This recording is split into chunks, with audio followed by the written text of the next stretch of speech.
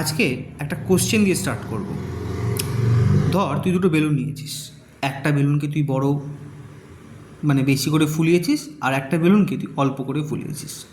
তারপর দুটো বেলুনকে একটা পাইপ দিয়ে কানেক্ট করেছিস।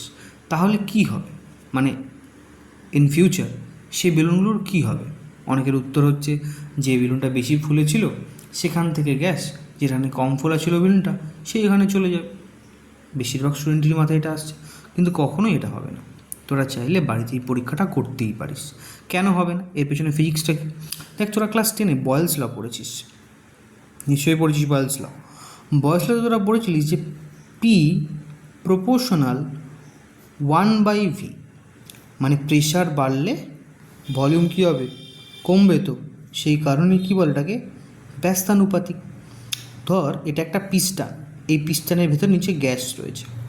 তুই যখন এর উপরে প্রেসার বাড়াবি তখন এই পিস্টনটা এইখান থেকে নেমে এইখানে চলে আসবে। এই এ পয়েন্ট থেকে, এটা এ পয়েন্ট বললে, এটাকে বি পয়েন্ট বললে, এ পয়েন্ট থেকে বি পয়েন্টে চলে আসবে পিস্টনটা। তো আগে যদি এত বড় ভলিউম থাকতো, পরবর্তীকালে ভলিউম এইটা হয়ে যাচ্ছে। ভলিউম তো মানে আগের থেকে কমছে, তার মানে প্রেশার বাড়ালে ভলিউম কী হয়? কমে।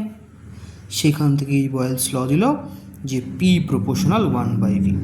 তাহলে তোরা যে বড় বেলুনটা নিয়েছিলিস সেই বড় বেলুনে কি হলো?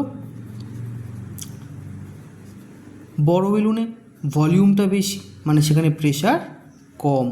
আর তুই যে ছোট বেলুনটা নিলি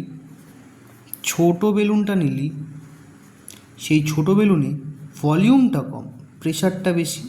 তাহলে আমরা জানি সবসময় হাই প্রেশার থেকে লো প্রেশারের দিকে গ্যাস যায়। তাহলে বায়ু কোন দিক থেকে কোন দিকে যাবে? ছোট বেলুনের থেকে বড় বেলুনের দিকে। অনেকেই হয়তো এই কনসেপ্টটা জানতিস না। কারা কারা জানতিস আর কারা কারা জানতিস না কমেন্ট কর। পরবর্তী সময় যদি তোরা এরকম আরও নানা রকম ফিজিক্সের কনসেপচুয়াল ভিডিও দেখতে চাস কিংবা বায়োলজি কেমিস্ট্রি, আমাকে কমেন্ট করে জানা। আমি পরবর্তী সময় আরও কটা ভিডিও তোদেরকে দেবো।